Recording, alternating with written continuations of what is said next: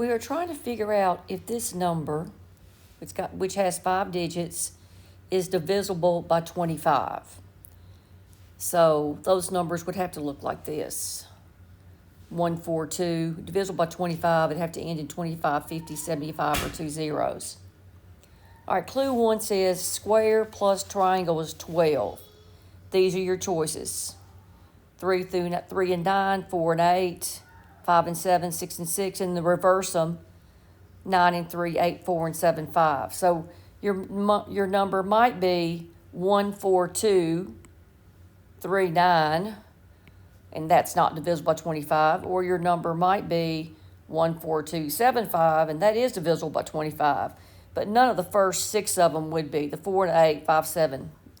So clue 1 does not work by itself. Clue 2, the 4-digit number 42 square triangle is divisible by 5. Like any number that ended in 5 or 0 would be divisible by 5. But as you can see, 4, 2, 3, 5, that's not going to be divisible by 25.